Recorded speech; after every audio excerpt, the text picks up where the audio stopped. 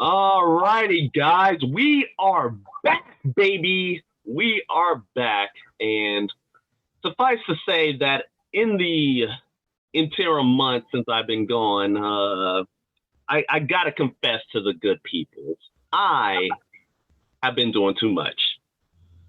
I have I have conquered all of Hogwarts. I am what Voldemort inspires himself to be. And now I have undertaken another mission. The mission to be the darkest of darkest lords. And I ain't talking skin color. I'm talking in a galaxy far, far away. I've undertaken my journey to be the ultimate Sith Lord. But welcome back to the podcast, y'all. What is up? So I'm Demetrius. And I'm Demetrius. And Meet presents the Blerd City podcast. All right, we are back for season 3. Like Meech said, we both took a break and somehow ended up even busier than we are like before we left. So we had a lot planned. Season 3, we have a special guest on. Meech, if you want to quickly introduce. Yes. So we have ourselves a returning champion, a returning citizen of the Blerd City. We got ourselves the one, the only Meron-JoJo. Thank you for having me back on the show again. This is going to be a very fun episode. And reviewing the Guardians 3, this is definitely going to be fun. Yeah, so there's a lot of, just like that we're going to get into, definitely a bigger episode with Guardians of the Galaxy Volume 3, closing up the trilogy. But before we do any of that, we always hit you with the legal spiegel. All right, so let's make sure that none of us forgot what this is. So the purpose of this podcast is to explore digital and print media. All sources we reference are owned by their respective companies, and our thoughts and opinions are strictly our own and reflect no biases or corporate agendas. Your discretion is advised.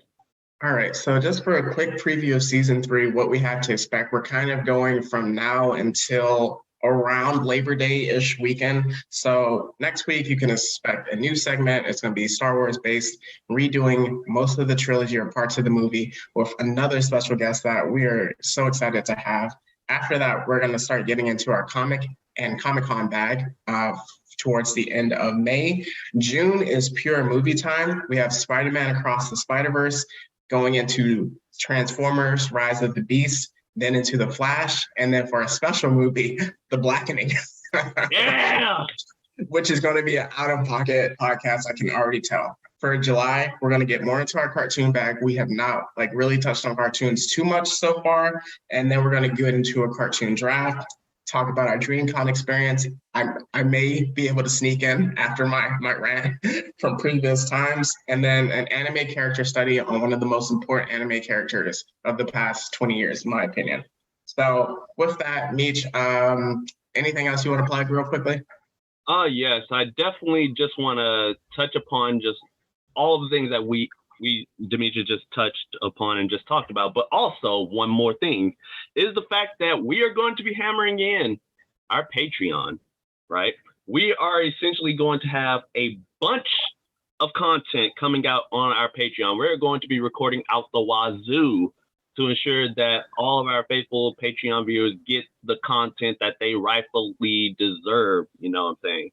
It's going to be very experimental. It's going to be a lot of different character analyses, a lot of different, it's just going to be a lot more. Okay. And I definitely just want to hammer in, and strongly encourage for our listeners, if you want to see the more experimental side of Blerd City, the construction on 610, if you will, or 290, if you will, or wherever your most famous highway is that notorious for always being under construction, right? I just want to strongly encourage you guys to be in that space and to definitely be in our Patreon, so that way we can, of course, experience more great content and provide some cheddar for the table. Yeah, so we have our $3 tier, which is the substitute Shinigami tier. and then following that, that's their $5 tier. We have our Bankai tier, which gives you early access to episodes, exclusive content, exclusive voting power. And then for our final tier, our Gote 13, it's our $7 a month, early access to episodes, fan requests, and then just a private community to connect with. All right, so going from there, we get into our What's Hot. Since this is a movie review episode, let's speed run it. Everything that we missed, everything that people need to catch up with. All right, so Meron-JoJo, do you have anything? Maybe one. It's not really nerd related, but the NBA playoffs started about a month ago. Yes, sir. Second round right now. So it's getting very intense. I know one of the series was very interesting. The Warriors-Kings series that went to 7 games. So that was fun. And then it's Lakers and Warriors. I'm not a fan of either of those teams, but that's just a fun series with LeBron, Curry, and just their history. Unfortunately, my team's not in the playoffs, so that was a huge bummer, but, it's still the best time of the year for me. So that's what I got. All right, Meech. All right, so I'm just going to speed run through a bunch, and then Demetrius can come in and help me fill in the gaps. All right, so currently we're going to, you know how I like to do in tiers. Starting with anime, Demon Slayer, crazy. Vinland Saga, amazing. Goated. All right, I don't need to say no more. And then Attack on Titan, whenever that comes back out, I am prepared. 2025. Yep. Hopefully I'll be able to experience it with my grandkids. Okay, so moving on to the comic sphere. In Marvel, it's the summer of symbiotes, so we're just getting a bunch of symbiote-related comics. We getting ourselves Carnage Reigns, which is actually kind of goated right now.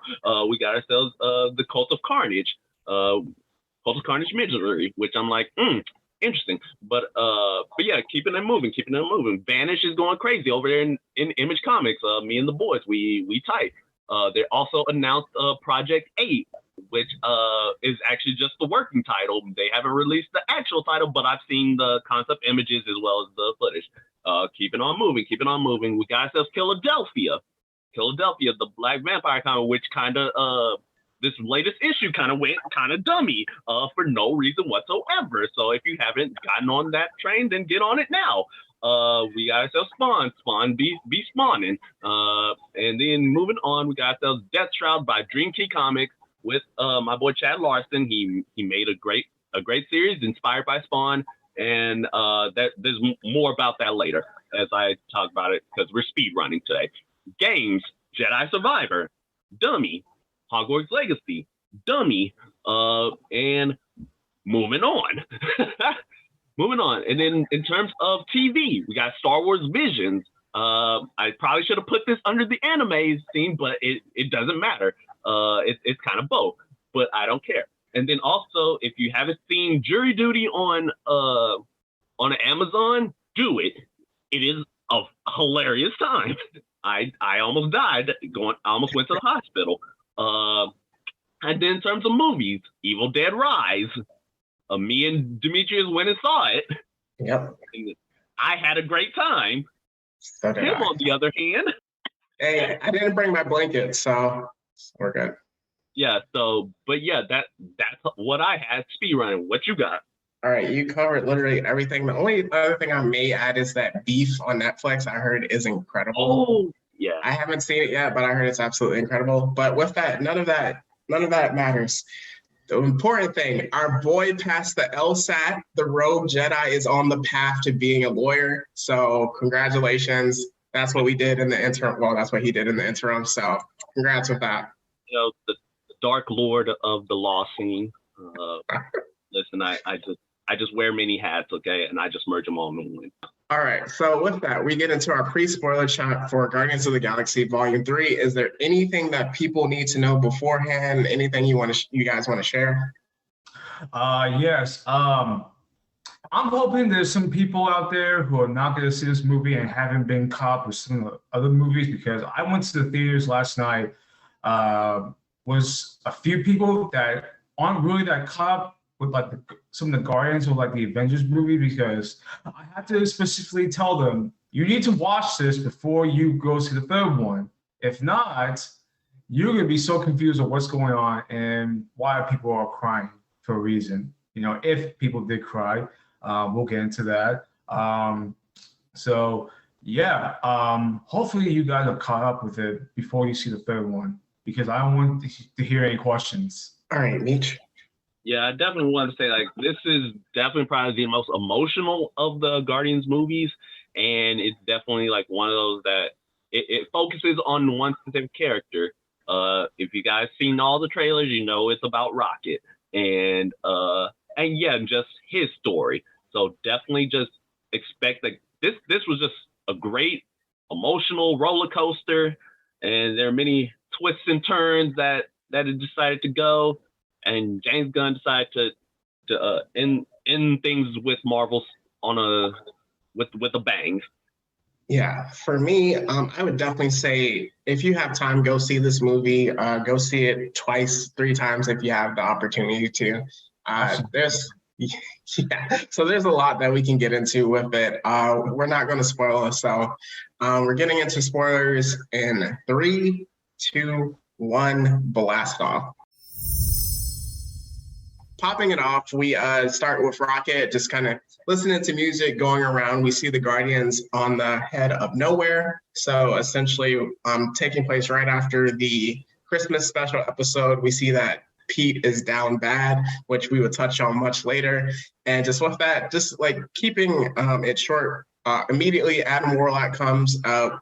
He's been hyped up, so we know who that is coming into the movie. And he is on straight demon time. He puts the boots to all of the Guardians and essentially like shoots Rocket with like his energy beam. And it seems like, okay, Rocket's about to get taken out. And the only way they kind of beat him is because Nebula snuck him. And then leading to the plot of the movie, they try to put the med pack on Rocket. It rejects it. We find out that he has it's like not a death kind of kill switch on his heart. And they're like, whoa, how does he have a kill switch on his heart? What is this? They figure out where it's from, and then they go into it from there. So you guys want to take it? Yeah, I definitely just want to take it from there, because from there you start seeing slowly but sure, you start seeing flashbacks into Rocket's backstory. How you see he was just in a litter of different raccoons and then experimented on. And then eventually he's in a cage with Group 89, which consists of 3 other roboticized animals. You got a ferret, which with robot arms. You got a rabbit with spider legs, and then you got a walrus with in a wheelchair, basically. Oh, that was wild. That scene was like, how did you guys feel about that scene when it first popped up? Well, you forgot about the rabbit with the metal like mouth. Yeah, it's like metal mouth and spider legs. Yeah, mechanical spider legs. That was the more important bit. Mm-hmm. So that scene there, I mean, like it was pretty sad. It kind of like, especially with the music being in the background, and like Rocket said, like hurts. Well, I'm just like, dang, you know. I mean, I didn't cry. It just felt sad to me, you know. Like there was someone who was sitting right next to me who was crying. I'm just like, dang, you know, that's just. I mean, Robbie was just basically tortured, you know, when he was just mad. It's just, yeah. Yeah. Yeah, and that's crazy. Like 3 to 4 months ago, I don't know if you guys played the Guardians of the Galaxy game, but so I knew that Rocket's, like, obviously Rocket said he got experimented on, but until I played the game, I didn't know it was like, oh, you were like a literal science experiment type of experimentation where he's getting dissected. And we'll get into that later when they touch on it. So like seeing that was just like really heartbreaking, because it was just like, yo, these are like getting tortured animals, and like they have, you know, that bond through the time, and they're just like stuck in those 2 cages. And to a part later in the movie we'll get to, it's like when something happened, it felt really good to see that temporarily. So moving on with the plot, if you want to take that, Mitch. Yeah. So because of that, they realized that in order to save Rocket's life, they need to go to Orgoscope, which is owned by Orgo Core, which is owned by the High Evolutionary. Opler. And yeah, so like in order to do that, they essentially, you see that they need to go to this organic planet, which which I'm like, bro, and then they end up meeting up with the Ravagers, which, hey, you see Sylvester Stallone once again, but also you get the time displaced Gamora, who is on serious demon timing, because, you know, obviously this was back when she didn't have her heel turn to the side of good, and she just out here for doing everything for the money. Of course, you got tension with Quill because, you know, he still hung up on baby girl being thrown off a cliff, and just see like their interaction, and then also you see just how much Drax is out here being the dumbest man alive when he tries to talk with Quill, and then just at the behest of his sister Mantis, but then that just ends up just collapsing in itself. But yeah, they break into Orgo Core, and then of course, you know, they have split up, you know, standard heist mission, where we got Quill, Gamora, and Nebula. They are just trying to get the information needed to save Rocket's life in a pretty hilarious string of events. And then you got Mantis with Drax, obviously, as they try to find like a way off the planet, because their suits all got sent into the airlock. so that's literally floating out in space, and you're just like, bro. One thing to know is that the comedy is hilarious in this movie. I think the highlight is, of course, Mantis and Drax. They carry this entire, they carry the comedy almost completely on their backs, and I'm just like, I'm here for it. I'm Team Mantis all day. I'm just saying. But yeah, so essentially, as you know, with all heist movies, nothing goes according to plan, and you got yourselves them basically in a whole situation, if you will. Mm-hmm. Yeah, so with that taking over, essentially, like Pete and Gamora, and Nebula, they're trying to convince this one worker to give them kind of just like the information and file on Rocket's previous life.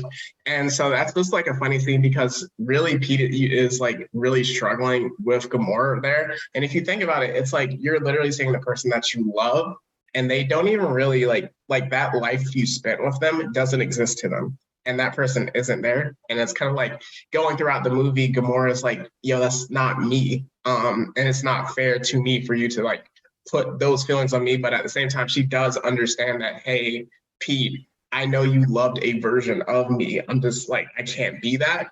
So with that, they're able to get the file. And it's just like a lot of back and forth between them, and just Nebula having to watch. It was hilarious.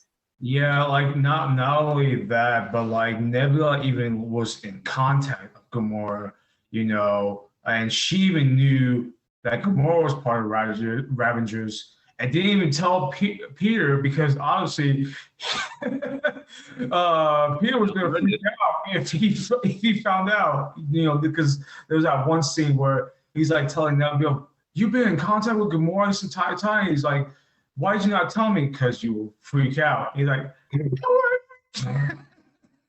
y'all know what I'm talking about. I think there's plenty of reasons why Nebula did not want to tell you that Gamora was with the Ravengers.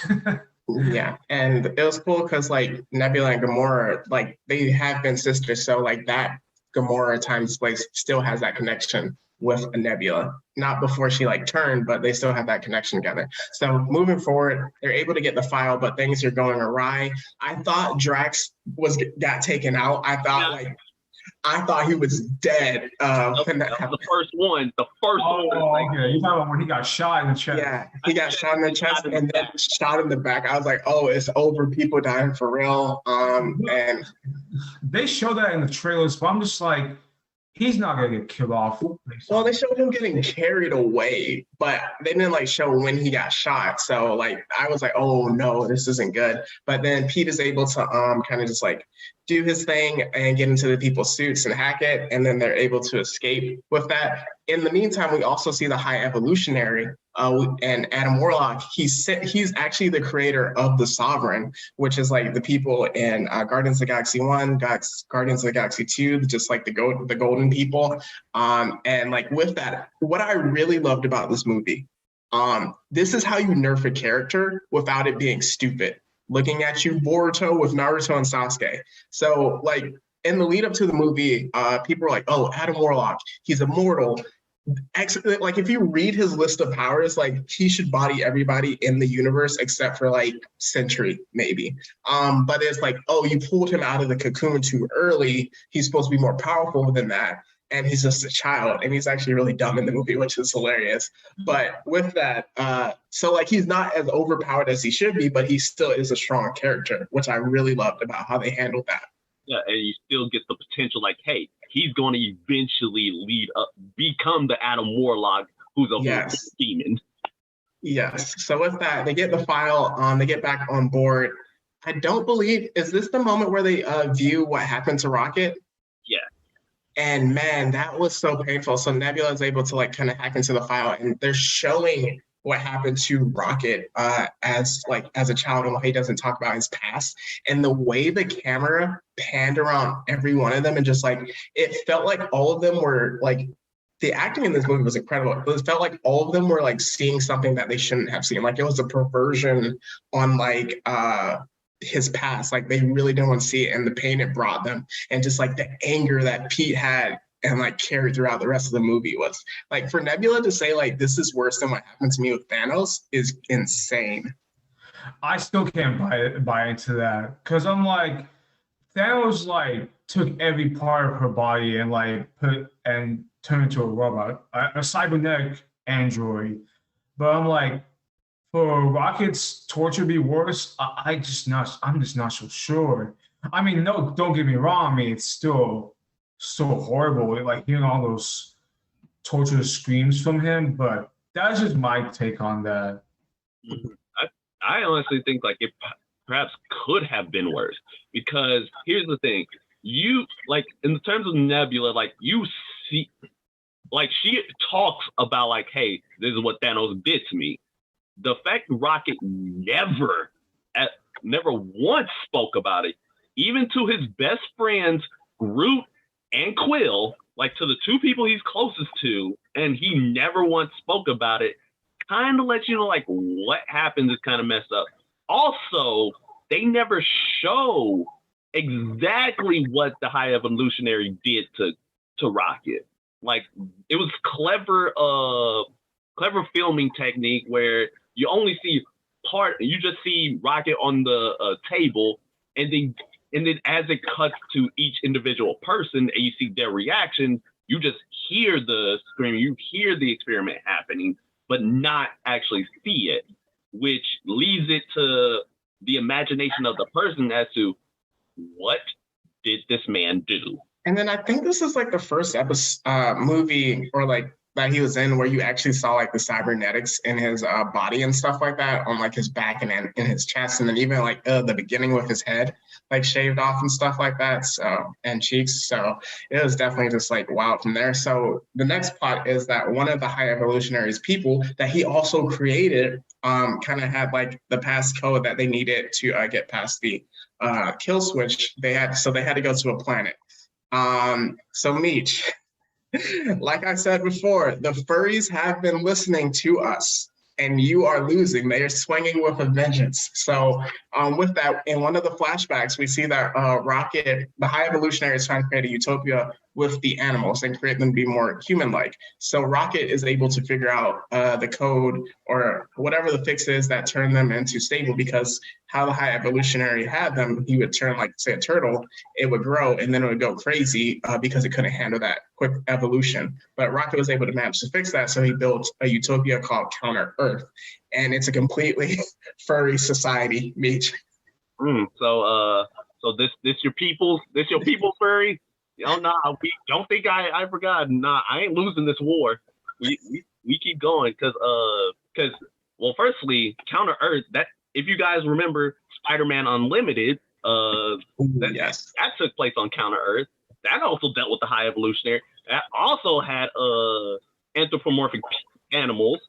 book or anthropomorphic people. But unlike that society, well, actually, much like that society, you heard y'all still down horrendous, and it was even stated as such by the High Evolutionary. Like, oh yeah, so y'all society still got war. Y'all still got people discriminating against one another. Y'all still got drugs. Y'all still got guns. That's crazy. That's crazy.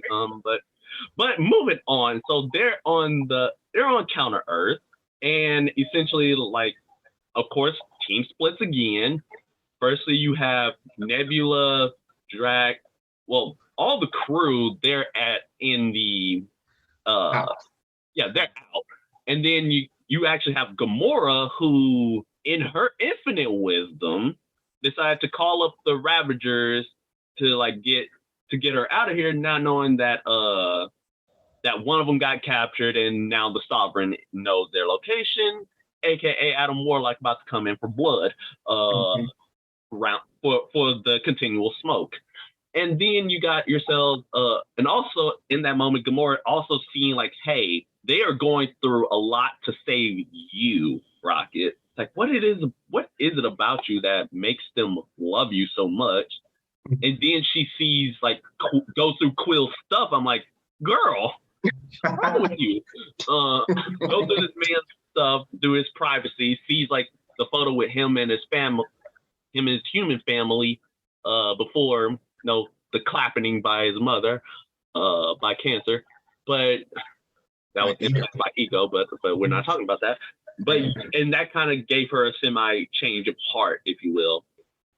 But yeah, so of course now you got Groot, Nebula, and Quill. They went straight to the High Evolutionary's chamber. Right. But there's one part here. It was the funniest part in the entire movie that happened when Nebula was trying to open the door. Oh, the first ever F-bomb in all of Marvel, where she could not open the door to a whole 1970s car. And I'm just here like, it's just, oh, sorry, go ahead. How do you not? How you work with technology your entire life, yet this is what gets you? Crazy. It's just so weird. Like, now this is like the first MCU film to say the F word. It's just so weird to hear Chris Pratt say the F word, because he just doesn't look like that type of guy who will say it. I mean, yeah, he has cussed in the Guardians films, but like, I can't imagine him like saying the F word, but I think that just wasn't his choice. That was more so James Gunn. That's all I gotta say, But yeah, I was just like, I mean, I saw it coming, because they even had a little preview of it. They even like had articles saying that the first F word is gonna be used. Yeah, that's all I saw. I didn't know it was going to be in that context. My theater was cracking up at that part when it happened. So with that, they split again. Peter tells Drax and Mantis to guard the ship so they can protect Rocket. And then him, Groot, and Nebula go to the High Evolutionary. So essentially, they know it's a trap, so it's a face-off. And they tell Nebula to stay outside. And then obviously Drax and Mantis don't listen. So with that, we see how high of an op the High Evolutionary really is. And let me tell you something. This is one of the best Marvel villains in a long, long time in terms of getting you to hate them. Not like feel for them like Killmonger, not to like philosophically think they're right like Thanos, to actually hate them. Because like you mentioned, Meech, when Peter was like, oh, you built the perfect society, huh? Well, how come there's drug dealers and stuff like that? Like, we saw all this crap. And it's like, yeah, you're right.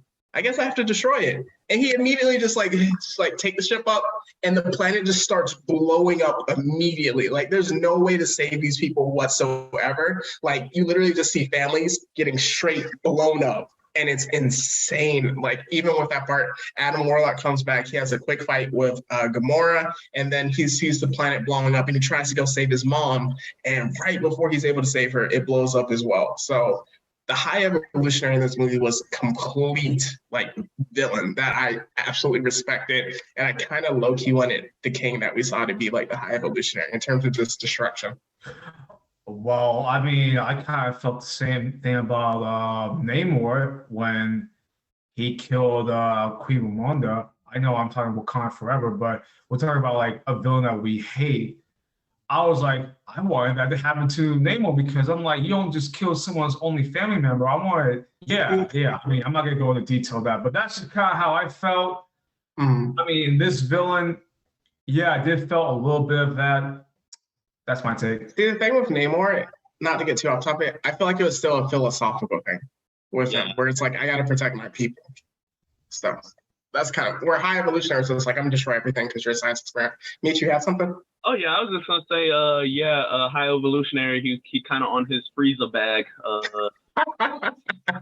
He races to everything and he blows up planets. I don't know what to say. Like we ourselves the next closest thing to Frieza. Yeah. So with that, again, Peter sees the setup, so they like kind of blow things up. They take the dude who has the passcodes in his head.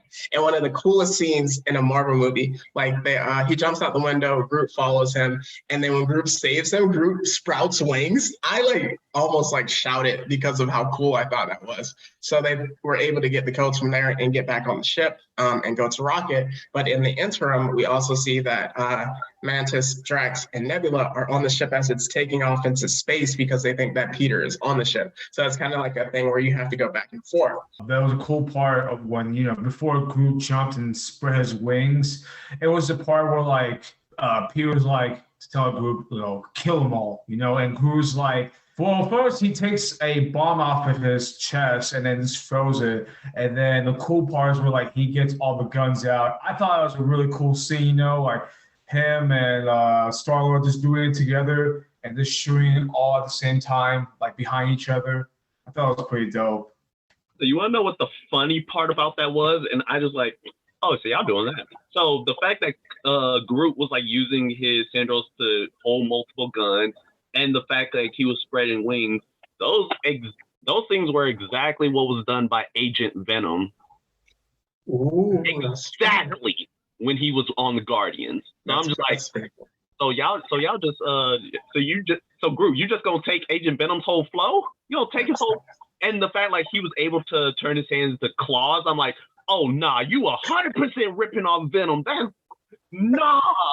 We do not abide by this. Give me Flash. Yeah, that's pretty cool. Maybe the third Venom film, maybe he'll do that. I don't know. Not with Eddie. But moving on to the saddest part of his of Rocket's story. Oh man. Okay. So what happens is that he, because of the fact like Rocket, he realized like he was able to tell the High Evolutionary, like, hey, this is like what you're doing wrong with this in order to make it work. And then High Evolutionary, he kind of going nuts. He's like, hold on, how were you able to figure this out, but I couldn't? And he's like, it's because you worked. You work, like you are like your success and experience like all, and then you get to see all the anthropomorphic of animal people because it works and they're no longer violent, they're no longer hostile to them, and then of course with that Rocket's immediately going like, all right, so this is time for us to go to the new world because that's exactly what he'd been promised, like, hey, you're going to be part of the new world, like you are part of our new society. Nope. He said, nah, it's because of the fact you did your job, you figured everything out for me. And now I need to kill you to get your brain so I can transmit like what it is that made you that smart into all of the other ones. Execute him, execute all of Group 89. And then Rocket, like he gets sent back to the cage where unfortunately he tells like the crew, well, he didn't even need to tell them. He just said like, we're not leaving. Yeah. And that's all is needed for all of them to go, oh, we're gonna die, aren't we? But Rocket, he managed to take all of the equipment, make himself a key to unlock their cages to where, hey, now Lila, who's the ferret, like they finally get to truly hug and interact, like it was in the trailer. And you think like, okay, this is where they reunite, like this is where things is good, things is great. Bam, gunshot. Yo, fam, that trailer hit us with the nasty Euro step because I thought that was future Rocket or present like timeline Rocket reuniting with present timeline Lila. No, that was in the past. And then like when they hugged each other and immediately got shot, that was a bigger like jump scare to me than in Evil Dead Rise because it was so unexpected. Like I knew she was gonna probably die. I just thought they would like get to the ship and then almost die. But for her to just like get shot on sight like that was like so shocking. And then so the High Evolutionary is like, yeah, I knew you would do that. Come on, man, get back in the cage. And then so he tells everybody else, Rocket is having like a mental breakdown. Teeth and Floor, who's the rabbit, they're both like freaking out. They're like, Rocket, we gotta go, we gotta go, we gotta go. And then so the people come down, they have a shootout with Rocket, and Rocket takes them out, and then he turns around, and then Teeth and Floor just both shot like completely dead on the ground, and you're just like, oh my god, devastation. And then he completely like destroys the face of the High Evolutionary and is able to escape. And then when he's currently dying as they try to like get past the kill switch, he meets them in the afterlife and he asks if he could fly with them for in the sky one time. Oh my gosh, that scene like legit brought tears to my eyes. I was sad when that happened. Yep. And like as that's happening, he flatlines too, and you're just like, no, they took our boy. Mm-hmm. Took our boy. Yeah. Quill is in distraught. My audience was in distraught. I was just here like, I was just shook it. What about you, Meron-JoJo? How was that scene for you? Yeah, I didn't cry, but I was like, dang, like, because it just made me think about, like, because I saw this, this movie 3 times, and the second time I went to go see it with my brother, and I know he's gonna hear this podcast episode when I share this with him, but he's like an animal lover in a way, but I thought going to this movie, he was gonna get very like disturbed. He's 13 right now, but originally this film was supposed to come out in 2020, but obviously, James Gunn got fired. At that time, if it would have came out in 2020, let's just say, and he would have been like 9 or 10, if he would have saw that, he would have like asked me, let's leave right now. Like he didn't want to see that kind of stuff, but I think since he's a little older, he was able to maintain that. But moving on, like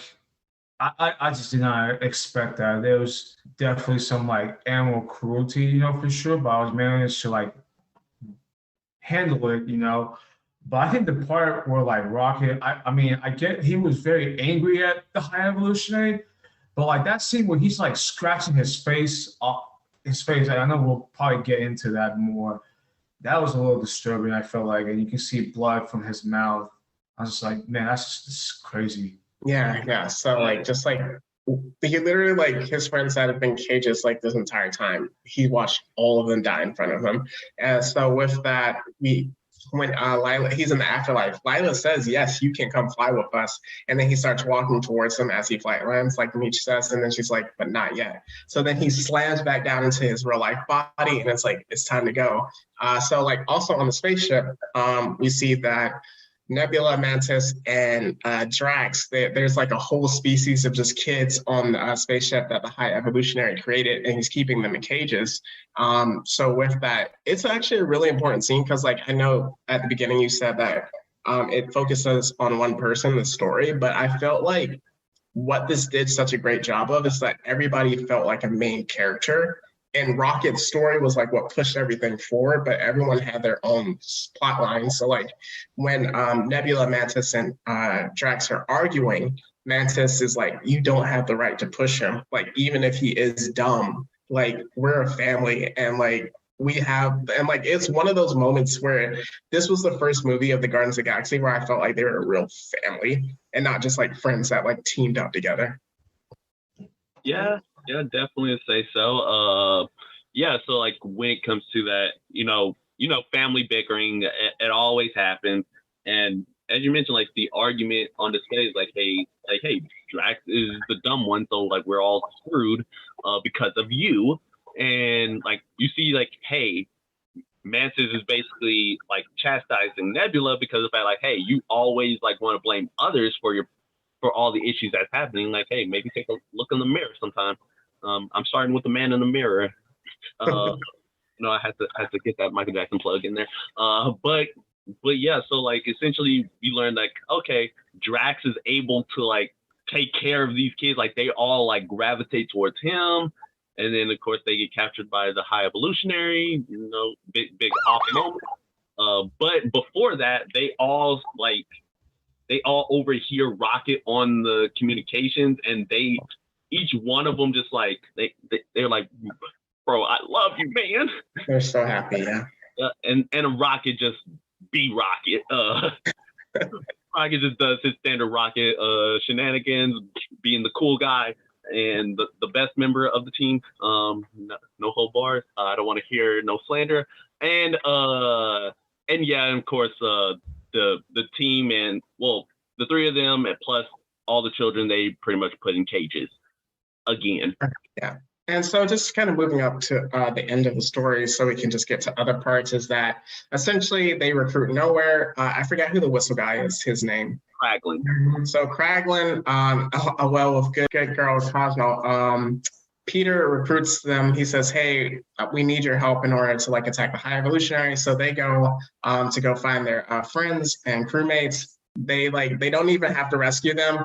Because they all kind of meet up. Mantis is able to connect with like the animal beast at the beginning of Guardians of the Galaxy 2. And so with that, they're like, oh, we can go. And then they're like, no, we have to save all the, the little kids and other just like species on the ship of the High Evolutionary. And then Rocket's like, yo, I'm not running anymore from this guy. And we could like actually like feel that moment. And it's like, it's time to go. And they have one of the best like one-shot fight scenes in like all of Marvel, where they just like completely team up, like, oh my gosh, just like take out all the people. And then this is what I mean by the High Evolutionary being like a high-level op. This is like one of the few times where it's like his own people are like, bro, you are wilding right now. Like, we cannot follow you anymore. We got to take you out because you're going to take us down with you. Like, even with Thanos, like, they were like, oh, Thanos, our Lord, please lead us on. But with this one, it's like, no, you need to stop right now. We're gonna, like, everyone put out the gun. He's like, oh, that destruction. Just killed all his people like that. He was like, anybody left, go get 8 and 9 P13 for me.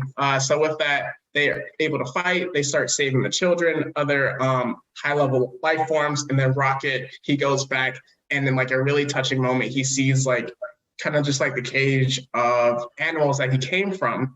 And in the slow pan to it, it shows that it's actually a raccoon. And for the first time in like the entire series, he accepts that he's a raccoon, which is like really cool. And he's like getting them, collecting all the other raccoons. And the High Evolutionary pulls up. He's like, you're not going anywhere. I need you. How are you the only being that is like so disgusting that is able to like mentally solve things? So then like Rocket and along with the rest of the crew put the boots to this man.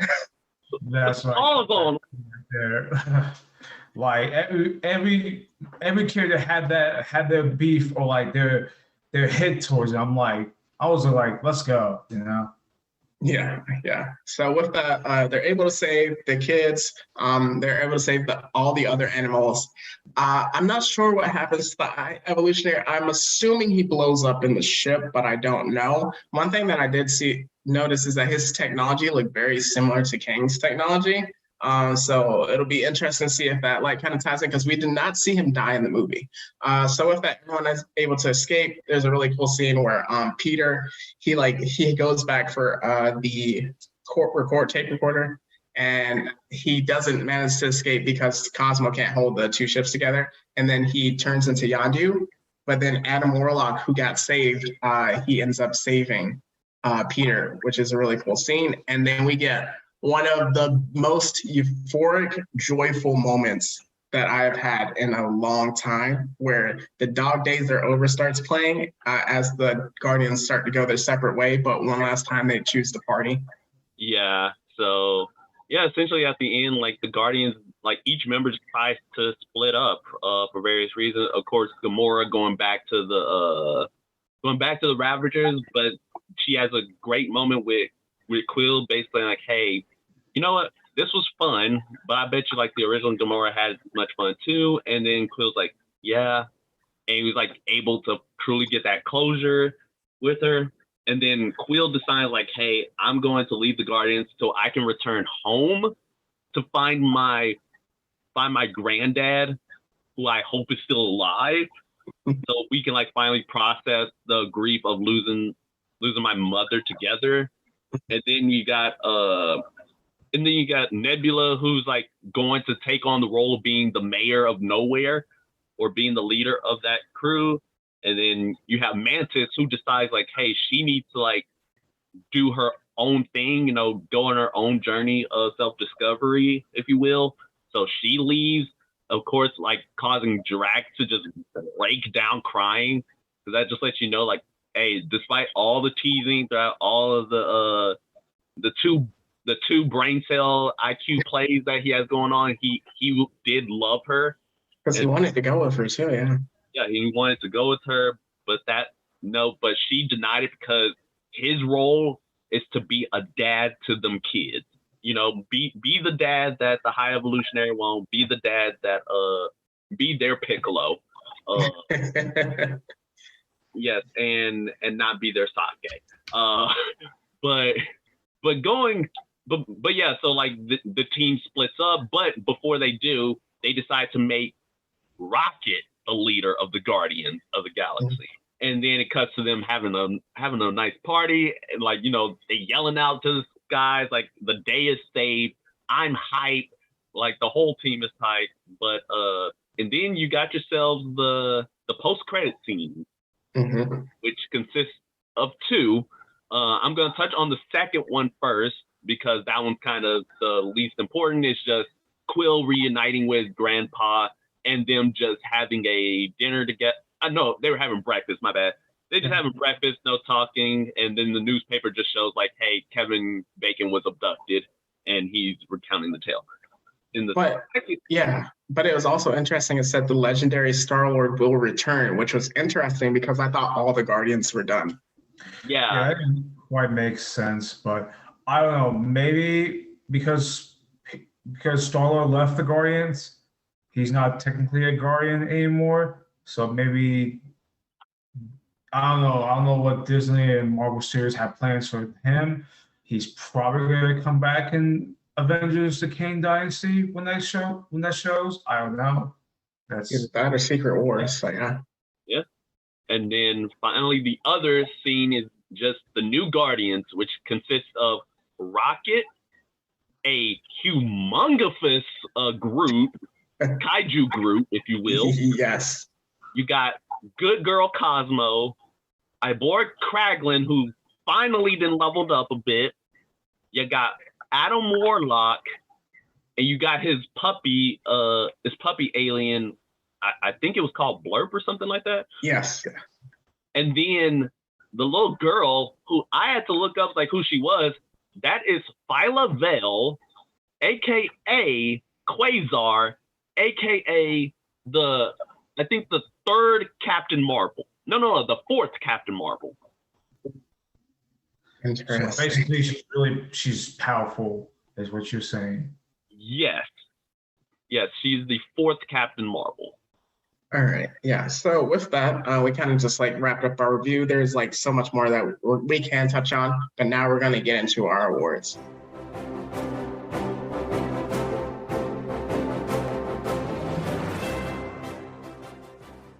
Opening up with our first award, we have the Op Above All, and it can go to no one else than the High Evolutionary.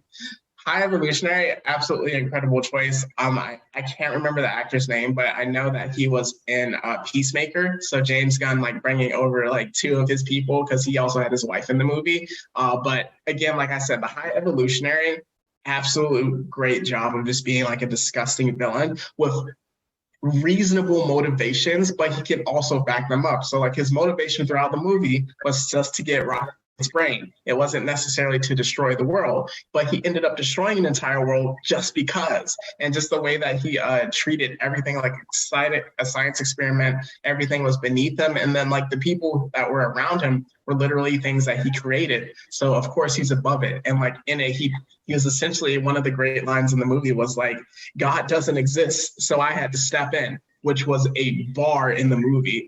So definitely high evolutionary. You are the op that we've been looking for. You're the op above all. Can get you this award. All right. Yeah. So this award is called the One Who Started It All Award, and that has to go to Peter Quill, Star-Lord, Mr. Chris Pratt. I gotta mention those names. So we know like how the MCU started with, like with Robert Downey Jr. playing Iron Man, and like the way he started the Avengers. That's just how I felt with Chris Pratt. That's why I think, I had this award idea.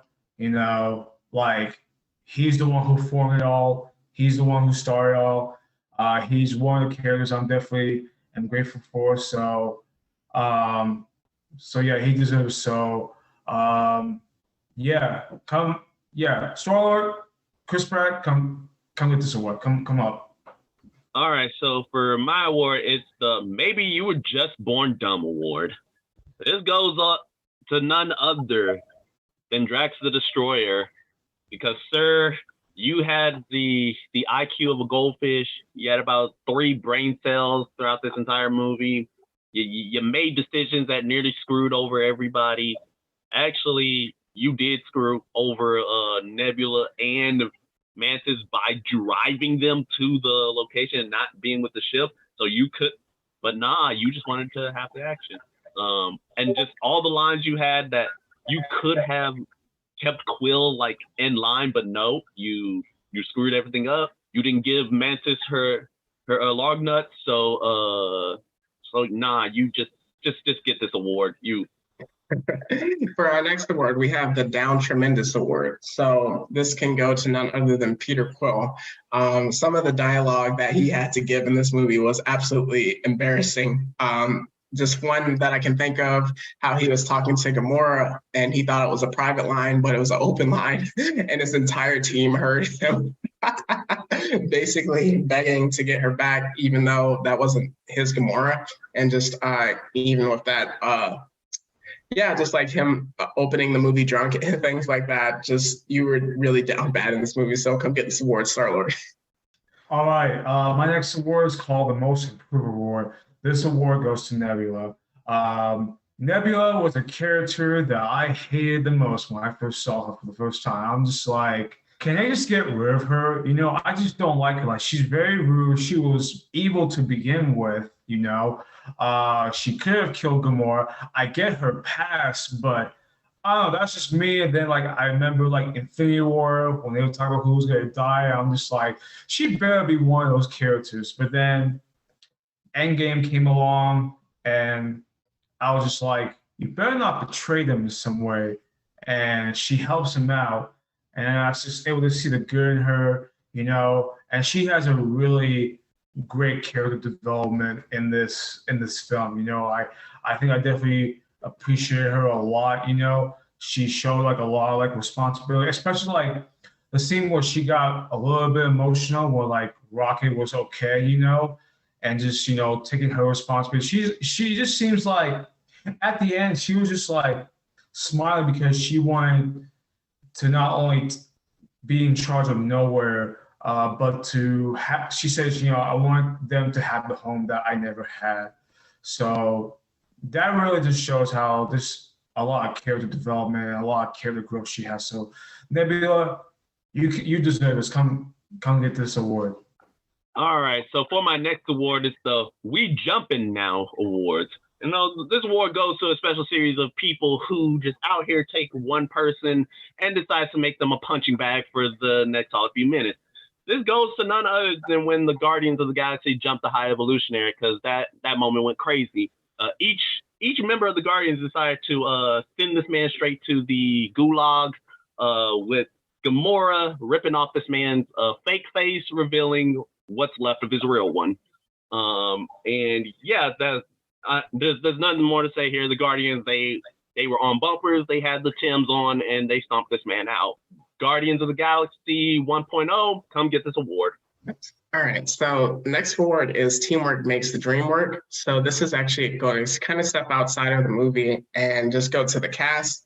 The way they fought for James Gunn, obviously he tweeted what he tweeted in the past. I don't even actually recall what it is, but the fact that all of them went so hard for him to be like, hey, we're not doing this movie. We're not coming back as characters if he doesn't come back.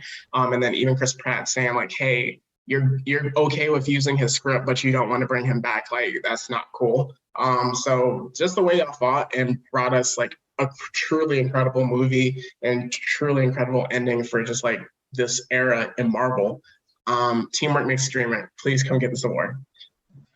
All right, so my last award code is called "The Spotlight Is Yours."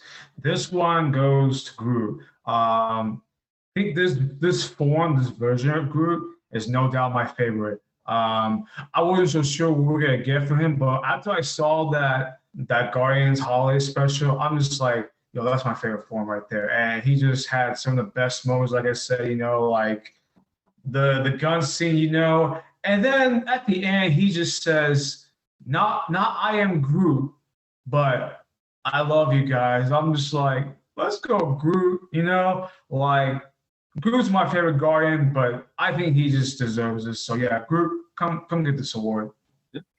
And Groot now has 7 words in his vocabulary. All right, so for my last award, it's also one that goes outside of the regular scope, but it's Music for the Soul. And this award goes to none other than the entire soundtrack for this film, because it's been just bangers from start to finish, from volume 1 all the way through to now. Like every single movie had bangers, songs like I have and I will continue to put on my playlist that I'll just listen to and jam to in the car, that I'll just listen to when I'm working, or I'll just listen to when I'm working out. And yeah, just so many great things in this movie, so much in terms of just original songs as well as just the score that comes in. So hey, Guardians of the Galaxy Volume 3, come get this award for Music for the Soul.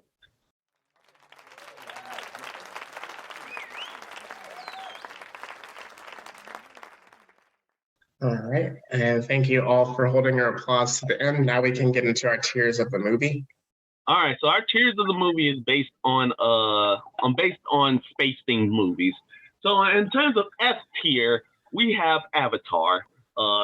Yes, please come after me in the comments. I will be awaiting you. And then for our D tier, you have Space Jam, because although it has some space things, it's not really a space movie. And then for our C tier, you have Spaceballs. For our B tier, you have Interstellar. For A tier, you have Star Trek: The Next Generation. And then for S tier, the GOAT of the GOATs, Star Wars Episode 3, Revenge of the Sith. So, what are you guys giving this movie? Ron? So the first 2 times I wasn't the hugest fan, but I think the third time made it a little bit better, So the first Guardians is my favorite out of 3, but I think this movie, I feel like after thinking about it a little bit more, I think it belongs in the B tier, in my opinion. I just didn't feel the emotions that I thought and expected it to, but it was still a good end to the movie, So that's what I give it. Okay. All right, so when I was going through the movie, I was like, man, this feels like an S. And this was halfway through the movie. And I was like, I can't give it an S because we're literally going to get Spider-Man Across the Spider-Verse and then The Flash coming up. And I was like, I can't give out 3 S tier movies.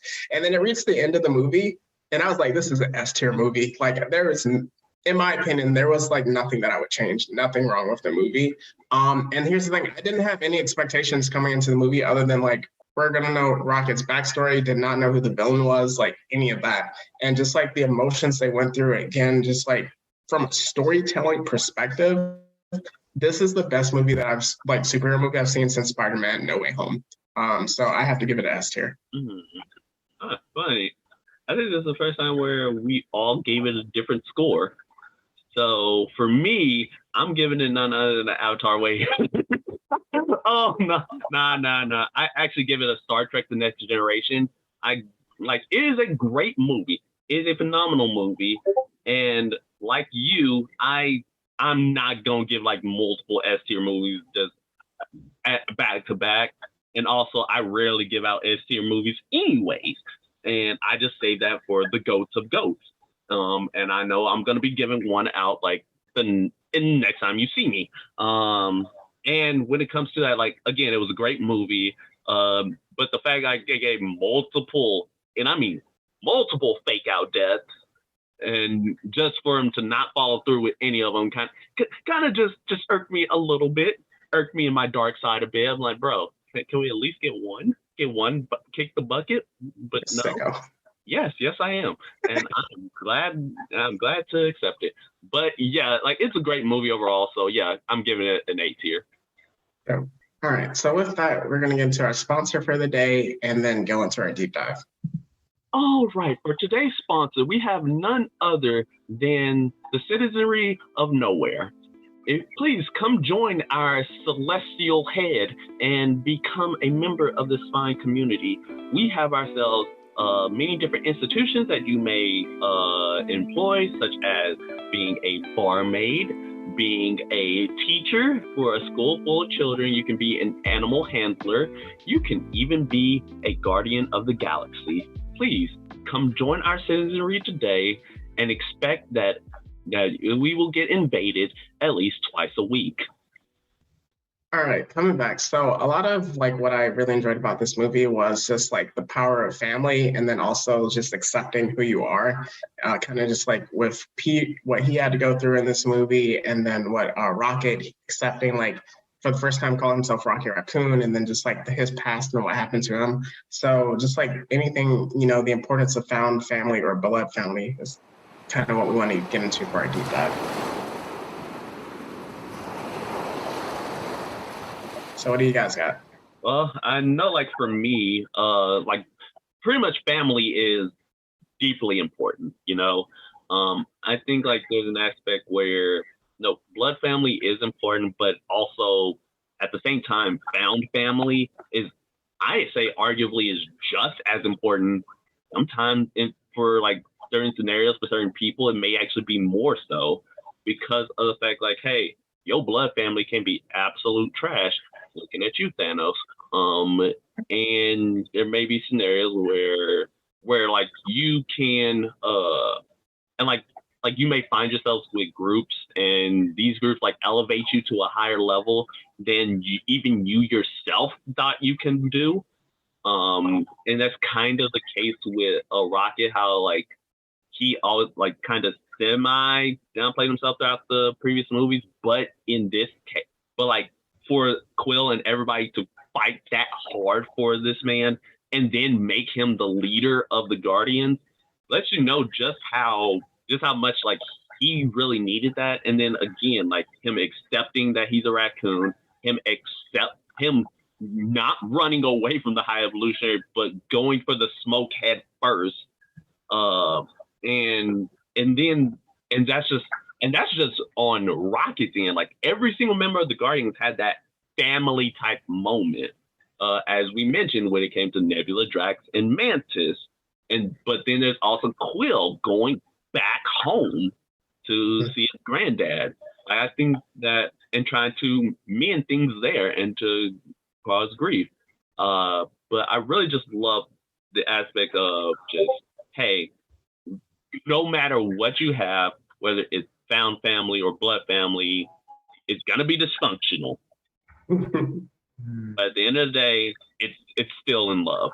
Yeah, something that was just like really incredible and like I took from real life is that ending where all of them were like, hey, we need to go our separate ways, or we need to go like down this path that's like best for me. And like a lot of us in life go through those different moments. Like one thing is like graduation from high school, where it's just like, I'm going to this college, I'm going to this college, I'm going to the workforce, and then kind of like with college and just like different life events where it's like, the thing is just because, we're going our separate ways, especially with the found family, doesn't mean that I hate you, doesn't mean that like we're not friends anymore. Things are going to be different, but it doesn't mean that we have to it's over. And I think that's like something that was just like really touching, and that people could connect with. And again, like I mentioned, to me, this was the first time where the Guardians felt like a real family to me, and how they addressed that and just like the interactions that they had were absolutely incredible. So I think that's, again, really incredible. So just like going to that with acceptance,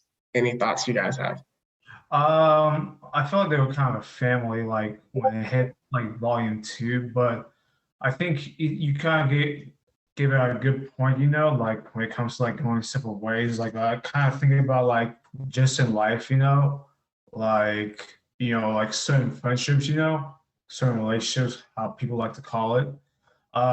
Like sometimes those no not gonna last forever as you're hoping to. I know I've learned my lessons of that, and sometimes I just feel like you just gotta appreciate for what it was and to try and move on and find new friendships that last longer. So that's my take. Yeah, I do agree with those statements. In terms of like accepting like things like, hey, that they aren't where they are or they aren't where they were anymore. I think when it comes to that, there are myriad of situations where you can think about like, hey, the what ifs, like, hey, what if this hadn't happened, or what if I had gone down this path with you, or what if I had gone down that path without you?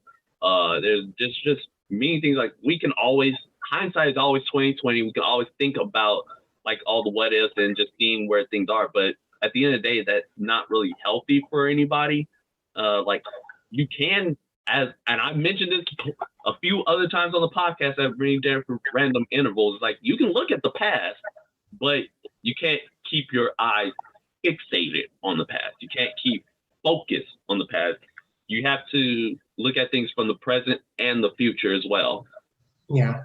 And just like what I really enjoyed also was like with Peter's story, like he could have gone down the Bowser route where it's just like you stay down tremendous, but with that, the advice that he got throughout the movie, one of them being just like what Gamora said, where she is like, what is it about me or whatever you're holding on that you need to hold on to that you like can't accept within yourself, was just like, dang.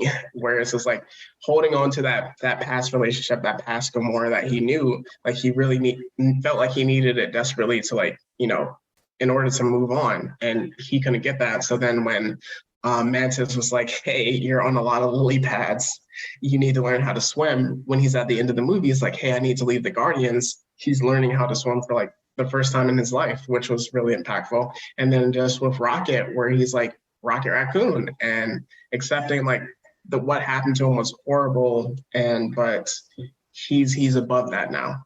So that was really cool. So anything else, and we can just transition. Yeah, I think you pretty much touched on a lot of it. Like, this is definitely like one of those, like this movie just really touched on a lot of things, and it's really and yeah, just hey, if there's any life lessons that you can learn, is gotta first accept yourself. Like, you gotta be willing to accept like, hey, this is like who I am right now. I may not need to stay this way, but hey, gotta accept who you are. Yeah. All right. So going into our bigger Marvel discussion, but also a therapy session for you, Ron. We're gonna hit the first part first. Where does Marvel go next? So at some point we're gonna get Loki season 2 and also Secret Invasion. But then the next movie that comes out this year, The Marvels, November 10th. I'm actually looking very forward to that one after the first trailer that dropped. So that's what we have to look forward to with Phase 5. But Ron, what was your issue with Phase 4? I think there's just, a lot of projects. I think how people will say quantity over quality. And I think just, people not, I feel like they were rushing towards some of these projects. Like, I think there was an article that talked about, I think for Ant-Man and the Wasp: Quantumania, where the visual effects were either rushed or weren't done. I can't remember what it was.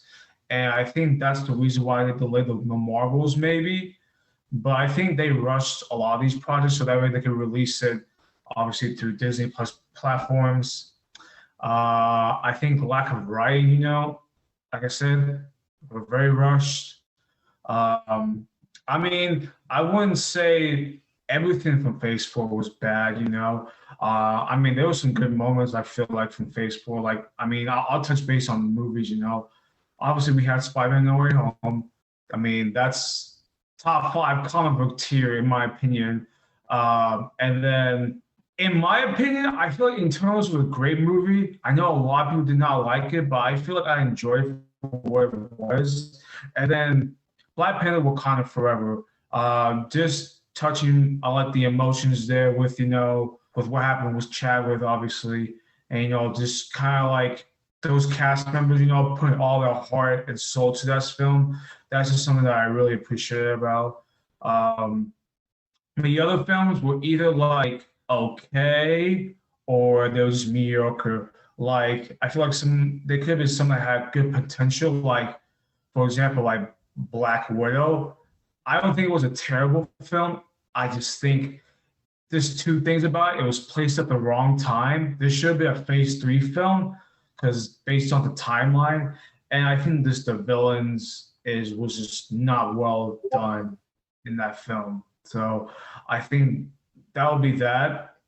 I'm hoping Phase 5 can take their time with this.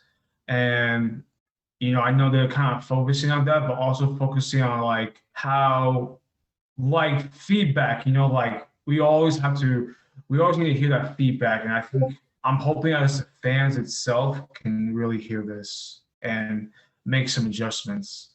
Cool. Again, we mentioned in one of the podcasts where the Disney Plus series where it felt like work having to keep up with everything. Yeah, I mean, like there was some shows like WandaVision, Loki, and The Falcon, the Winter Soldier that were really good, but I feel like some of them I don't know how to really say it. They just could have done better. I feel like except for like, you know, maybe they could have done better CGI and storyline. Unlike certain shows, She-Hulk. So that's just my opinion. All right, Meech, you got anything? I see you're about to do a death beam again. Huh? Oh, no, I was like, please don't say what I think you're gonna say. Because I enjoyed She-Hulk for what it was. But I think like in terms of just everything, one thing I actually did want to ask was like, do you think like we've reached a point of superhero fatigue? I feel like we have. If some of these movies are not going to be as great as before, you know, like I feel like at some point there's gonna be some movies where like we're walking and we'd be like, this may not do good, and we might meet our expectations that this movie doesn't do good, and we might start to lose fan base. You know, I know I'm starting to feel a little bit of that recently. Yeah, that makes sense. And then Michi and I talked about it before with that, but I know that just like even like what I was talking about, where it's like, what am I going to rank the movie? Even though like you can kind of get past ranking the movies since we just do it because it's a pod and it's a thing to do. But like once we hit June, it's literally like Spider-Man, and then 2 weeks later it's The Flash. So like, and then we hit August and it's Blue Beetle, and then we hit November, and then that's the Marvels. And December, I think, may or may not be Aquaman: The Lost Kingdom. So like that's like 4 or 5 superhero movies alone, and that's not even counting Secret Invasion or any other DC shows or movies that come out. So yeah, that's a lot to do. Yeah, you forgot Kraven the Hunter, which we purposefully. There's no way that's coming out this year. I mean, they already said that, but I'm just thinking about, okay, the next 2 films should be good. I'm hoping, but then I'm looking at the last 4 comic book films. I'm like, could these even do well? Like, I'll just go a little by little. I mean, Blue Beetle, we don't know much about this character, a little bit maybe. It could be good. Kraven the Hunter, I know, Meech, you just said, you know, we don't have to cover, but based on what I'm hearing from this film, is not really good. I think I hear like Kraven the Hunter in this movie is an animal lover, which in the comics he's not an animal lover. Obviously, he's a hunter. He kills it. That's why he's called Kraven the Hunter, which does not make any sense. And then you got the Marvels, which I think a lot of people are backlashing this film. I mean, the first one didn't do that well, and I think people are expecting this one to not do that well. And then Aquaman: The Lost Kingdom. I'm like, with everything that has happened with this film, like with Amber Heard and just the things with Johnny Depp, and this the delays, DC's doing their new thing and their new changes, and then I'm hearing about test screens that it was so bad, some people were walking off. So now this movie may not do well, unless maybe back in the film. Was that Amber Heard's back in the film? Back film. So yeah, I'm just thinking like after June, like if everything comes together, like we start enjoying these again. What about those next four? And what if those all fail? Then it's really about to be a lot of like frustration from the fans. Yeah, that's a good point because like with Aquaman, let's put it like this. Godzilla versus Kong already has a teaser and it comes out next year. Aquaman is supposed to come out in December and we haven't seen anything yet. So let's think about that for a second. That tells you how they feel about that movie. And that's a great point you made where it's just like up and down because like we're going to stick with kind of Marvel, but like DC essentially told us that we're not supposed to care about them until 2025. So it's kind of tough from that perspective. But what do we want to see next in Marvel besides what I pointed out? I think certain characters that we saw in the beginning of Phase 4, hopefully we can see them again soon. Like I know like the Captain America Sam Wilson, we're gonna get his film next year. But like certain characters like like Kate Bishop, like Doctor Strange, America Chavez, and I can't think of any more characters like we saw them like a year or two ago. And I'm like, when are we going to see these characters again? Are we going to see them in Avengers: The Kang Dynasty or before that, Because I feel like there needs to be some character development from some of these characters, even the ones I haven't named, before we see them. Because, I mean, we don't even know who's going to be the main 6 Avengers. We don't know that yet. So we don't want to go into Kang Dynasty kind of feeling blank in a way. That's fair. Meech? Well, let's see. Firstly, I need my boy Matt Murdock. I need my boy John Bernthal, Punisher. I need everybody from the Netflix shows back. I'm just saying that right now. But then as you mentioned, we need like more appearances from like the newer characters who did get introduced. Just because they're one film, and we've gone like years at this point without seeing them again. So it's just like, bro, where are they at? I'm just hoping and praying that like the movies that they have released are going to be good. I pray that Blade film gonna be successful. I pray for my soul it's successful. I literally hear nothing good about the Blade film. Every time like they say something, it's always a delay or someone's like annoyed as an actor, stuff like that. Like every news that comes out about Blade is never good. Again, that's why I say I pray it's successful because I'm just like, listen, if that movie flops for the Black audiences, it's over. It is a wrap. It is a wrap because I don't know if we can take another Black Panther film. I don't know if emotionally we can take another Black Panther film. And as you mentioned, like with the superhero thing, I just hope that, like, as I mentioned before, like in another season, like, hey, take a break. Of course they won't. I know they won't, but like, y'all definitely have enough bread and residuals to be able to hold off for at least a year. I mean, they're doing a lot of layoffs now. Completely forgot about that part. But yeah, so like y'all, they definitely need to do something, get it together. As I said, I need my Netflix characters back. I need that Ironheart series to be successful. I need that Blade movie to be successful. And yeah, that's all I got for right now. And also, where's Spider-Man? The great questions. Mentioned Spider-Man. Like, when is the next time we're gonna see him? Because I think they're talking about making a fourth one, but I'm like, if they are, it's not. I doubt it's gonna come out next year. It needs to come out probably before Kang Dynasty, so 2025 maybe. I have no idea. But yeah, that's a character. I'm like, he needs to show up soon before then. Yeah, I mean, Meech, hear me out. Secret Wars is coming up, and we know what happens with Spider-Man in Secret Wars. That depends on if they're going with that version of Secret Wars, because there's two. That's true. And since we're in the multiverse saga, I think they're going with the second version. You're right. But they do incorporate version from the first one, and they get me my boy. I need Venom. I need Venom. I need him here. I need him now. My body needs him, and I need this movie to be successful. I need Venom 3 to be out here wilding out. I need that one to be successful.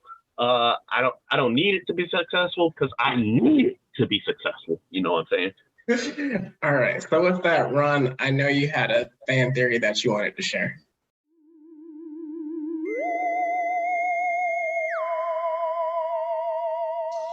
Yes, and this time I came prepared, unlike last time I was on the show. Okay, so we're going to touch on Pokemon. So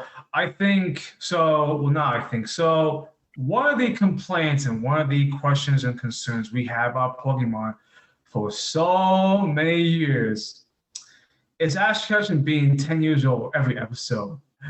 And I think we're just like, unless it's like every day he's doing these missions, there's no way he can be 10 years old for long. But I thought about it more and I saw something that could make sense. So the first episode of Pokemon, Ash Ketchum is electrocuted by, I forgot the Pokemon name, I'm blanking. Pikachu? Not Pikachu. It was raining, it was like a flying Pokemon character. I would have to look him up. Well, you talking about when he saw Ho-Oh, or you talking about when he got electrocuted by Pikachu, who saved him from a bunch of Spearow? Spearow, maybe that was what it was. The lightning Pokemon character. That knows. Was that? That's not in the first one. Was it not? Well, he got electrocuted or something. I can't remember. Pikachu. Maybe that's where it was. Maybe it was Pikachu. I don't know. It's been a very long time. But I'm thinking, I know Ash Ketchum wakes up, but what if he's been in a dream this entire time? Like, what if Ash Ketchum has been in a coma for all these years? Like, think about it, because in a way it would make sense if he's in a coma and he's like sleeping all through all this and he's imagining. But what if like Misty and Brock and like all these like characters, like Team Rocket, they never existed. That was just all a dream. That's just something to consider on that. That's the third depressing like Pokemon fan theory we got. That's actually really depressing. I mean, it's either that or the theory I like, which is because he saw Ho-Oh, the Ho-Oh gives him his greatest wish, and his wish is that he's eternally young but still the Pokemon master. So he almost got hit with the infinite Tsukiyomi. I mean, hey, it's either that or because I don't want this man to be in a coma for the rest of his life. I don't want him going through everything to basically become him in Silent Hill, basically. Because that's basically what the dream theory is. Like, yeah, he is in Silent Hill. Wow. All right, thanks, Ron. That's actually something to consider. I hope that's not real, but that's actually a good point, age-wise. You need to grow up, Ash, and we miss you. But moving forward, now we get into one of our favorite segments is Come Get Your Rose. So this is just like an appreciation to an actor, a writer, a creator, a director, anything that just kind of like we want to give props to.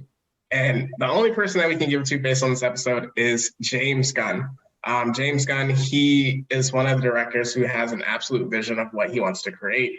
The trilogy for like Guardians of the Galaxy, definitely just like one of the best teams, one of the most out of nowhere teams for like me personally, it's like seeing, because like when Guardians of the Galaxy first came out, the first one, it was like, who are these people? And then that volume one was absolutely incredible, and like people just fell in love with the Guardians, and just see their progression throughout just the entire MCU is absolutely incredible. And we know you're going to do great things in DC. Like when I got out of volume 3, I was like, yo, DC is getting this. As they're like, oh my gosh, I'm so excited. So anything you guys got?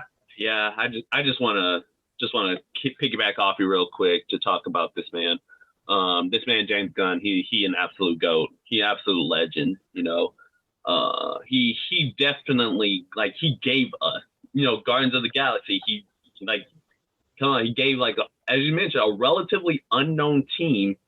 Well, specifically, that version of the team is unknown because, like, he didn't, like that lineup with Groot, Peter Quill, all of them, that was specifically from the movie. And then they rolled it over to comics because it was a completely different lineup. So the fact that this man went and created basically the definitive version of that lineup goes to show how amazing this man is. And then, of course, there's the other different films that he was a part of. Like, you know, he gave us Scooby-Doo. Yeah. He gave us the Scooby-Doo. He gave us the horror movie Slither. He gave us Brightburn. Come on, son. He gave us the Belko Experience. He gave us the Suicide Squad. He gave us the Suicide Squad. One of the best. Well, I mean, out of the two, it's the best version of the Suicide Squad. Come on now. Peacemaker. Yeah, he gave us Peacemaker. Come on. He definitely, and he wrote 13 Ghosts. Like he is in both the superhero bag and the horror bag. He gave us some of my favorite horror movies. Oh no, you definitely come get this rose for me. Take it now. Ron. Yeah, I definitely appreciate him a lot. You know, just making these characters, you know, and just not just bringing them to my life, but everyone else's lives. You know, I think you kind of touched base on it. We didn't know how good this movie was going to be. Like the first film, we didn't know, but now I look back and I'm definitely grateful for that. So I definitely wish him the best in DC, and you know I hope he does what he can for the fans. Yeah, and just like the way he incorporated music into Volume 1, that first trailer, I think is what really made people like, oh, okay, we can connect in this way, and what made it stand out. So with that, James Gunn, thanks so much for what you did to Marvel, helping all those actors, just like the family that you built with them in that bond. And again, we look forward to what we're doing with DC, what you're going to do in DC. So with that, we're wrapping up the show. Any recommendations that you guys have? Yeah, I think we something that you mentioned about the movie a little bit was like Rocket's backstory that is kind of from the game, the Guardians of the Galaxy game. That's another thing to recommend. You know, I think on every platform, it's very fun. I was able to finish that game a year ago when I first got it, so that's a recommendation there. Yeah, absolutely incredible. Meech. Yeah, and I'm just getting into my my James Gunn bag. As I mentioned earlier with a lot of these movies, if you haven't watched the Scooby-Doo movie at this point, I assume you have to be under the age of 5. Go watch the movie. Just stop playing yourself. The original O2 movie, just fantastic. And then watch Brightburn. Watch just James Gunn just producing the mess out of that movie, and then watch the Suicide Squad on Disney.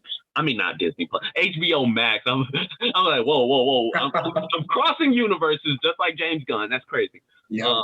But yeah, definitely just watch all these, and then, as I said, watch the Guardians of the Galaxy on Disney Plus. And also the other MCU films he had a hand in, which was Thor 2, Doctor Strange, and Spider-Man: Homecoming. Yeah.